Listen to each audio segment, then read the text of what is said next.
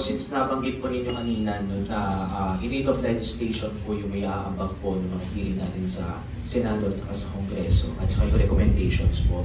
Ngayon po, kanina lang po ay napirmahan na po yung EO 39 ng Pangulo, yung aid in the Independent Commission for Infrastructure. Para po sa inyo, at ngayon po, waiting pa po kami sa Malacanang kung sino po yung line-up. Pero personally po sa inyo po, sino po ba yung mga credible na dapat ilagay po ng Pangulo dun po sa Independent Commission? Mahirap po ako tanungin sa mga bagay na yan dahil that is up to the President to choose. I would just like to share with you my experience during the time of President Joseph Estrada. I was the one who started the investigation on the Centennial scam. I don't know if you remember that during the time of Ramos, President Ramos.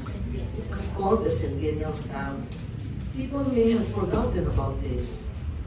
Some estimate that it had reached 60 billion pesos. Others more than that. So, I was a senator then. I delivered a privileged speech. It was referred to the Blue Ribbon Committee, just like all other privileged speeches of that nature. And the hearings went on for several months. The President then, President Estrada, created a committee or a commission composed of several members. Vanessa Gisag headed, former Senator Vanessa Gisag headed that commission. And there was, I believe, now Senator Francis Pangilinan, and there was former SSS chairman, I believe, or Administrator Cora de la Paz. And I'm not anymore quite sure if then Executive Secretary Ronnie Zamora was part of that. I think he was. It's been a long time. Ngayon lang natanong, ngayon ko lang na nagbabalik isip ito. No? Senator Sagisag, may he rest in peace, came out with a report. The members of the commission did not want to sign that report of Senator Sagisag. This is my first time to go public about this. Senator Sagisag came out with a report indicting President Ramos. Before that report came out, he came to me. Sabi niya, yung binibigay mo sa amin, 40 plus, 50 plus counts, 6 years imprisonment per count on President Ramos. Sabi niya, pwede ba? 22 counts na lang. Kasi mahirap ma-improve yun. It's legal. These lawyers, they're good at this. The other living witness to this issue is Senator Drilon. It was Senator Drilon who recommended to me Hubert Guevara, who passed away recently. Hubert Guevara was the lawyer that Senator Drilon assigned to me to document all my evidences on this Centennial scam. So, meron commission. Independent ka. Si Sagisag naglabas ng report, walang gusto pumirma. Sagisag was made to write a second report which did not indict President Ramos for all these charges that we had brought to the fore. This was the justice system then. I don't know what it's going to be like today. I'm saying that this had happened. My other expose was on Hilarion Ramiro. It reached on Ombudsman. The other report was on the housing scam. Oh yeah, housing scam. Karina David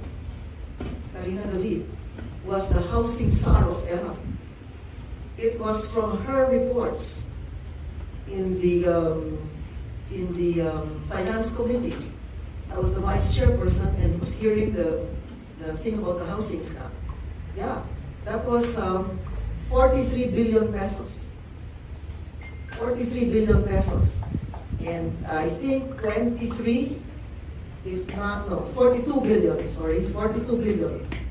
It was, I think, 19, if not 23. I'm not anymore sure now. It's, subject only came up now. I'm not sure. 19 or 23 billion was involved. Then, Congressman Manny Villar in the housing scam. I was also the author of the privileged speech which I delivered on the floor on the housing scam. Only one newspaper carried it, I remember. I can't recall what newspaper it was, and it said, Villar leads gang of 12 in housing scam, because there were 12 contractors that were involved in this. We can dig it up in the Senate if you want, and look at the privilege speech, and look at all the hearings, took several months, etc., etc. But these are institutional processes, you know, that were followed. Now the results, Erap was removed from office. Erap was removed. So, the next, if I'm not mistaken, the ombudsman at that time was it Desierto? Desierto. So, because Erap was removed at the start of that year, the appointing power in August, when Desierto was going to be removed, was no longer President Erap Estrada. So, what happened? The whole thing just vamoosed into thin air. And now I remember what happened. The whistleblower and provider of almost all the information that I had, what happened to him? He was banned from entering the premises of the Senate. Yung nagsumbong na ban from entering the premises of the Senate. And his name was Chito Roque. Siniraan siya, lahat. Pero hanggang ngayong araw na to, wala pa nagsasabi na mayroong sinabi si Mickey Cosseteng tungkol sa Centennial Scam na hindi totoo. Lahat po yan. Ha? Secretary of Justice then, I think, was Tito Gingono, was it? Oh, during Ramos's time, right? So we got everything covered. They knew that this was going to blow up. And it did. And then what? So, the next generation now, after that, of public officials, will feel, na naman nangyari eh. Pagod lang si Cosseteng eh. Di ba? Oh, ngayon ano? Tingin sa lahat ngayon, oh, everybody's clean. Di ba? Pero, nagdadagdag yan doon sa sinasabi ni Professor Simbulan ng lakas ng loob. Dahil yung institusyon, hindi ginanap yung kabuuan. I cannot do it on my own. Why? I'm only one of 24. I cannot. I'm saying this as public record. Any one of you can go to the Senate and check it out. Yeah, the Blue Ribbon Committee, yes. So it's up to you. I cannot do this publicly because and be called a liar, you know, so many decades after my term ended in the Senate. That is going to be non-productive or counterproductive for me. I'm living a very peaceful, quiet life out of politics. But just as an example, ang sinasabi natin, ano mangyayari, ano pwede mangyari, napipilitan lang ako ibahagi yung aking karanasan. Hindi lang yung dalawa. Actually, 12 or 14 po yata yan. Health, Department of Health, Secretary involved there was Hilario Ramiro. The overpricing of blood bags in the Department of Health. There was the North Rail scam. There was supposed to be at that time the North Rail running from here all the way to Clark. Nothing happened. The Spanish government gave us money. Wala nangyari, kaisang pako.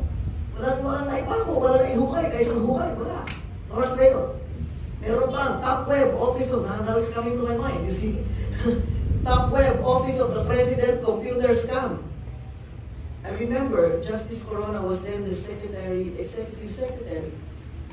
Tinanong ko sa kanya eh, what is the average age of the experts reviewing the bids, you know, the proposals for computerizing the office of the President? The average age was 17 years old. So I asked them in the hearing, lahat kayong mga nagbasa nito. How many days did it take you to read these offers? Yung mga bids. Some people said 3 days. Kids from school, out of school, I don't know. Sabi 3 days, yung iba 1 week, yung iba 2 days, yung iba sandali lang mo. Oh. Ganyan mga nagbabasa ng bid para i-award mo yung bid ng top web office of the president. O, diba? Eh, para sa akin, dinaanan ko na to eh. Paniwala yun eh. Pero meron akong sinusundang proseso. Hindi pwedeng bara-bara.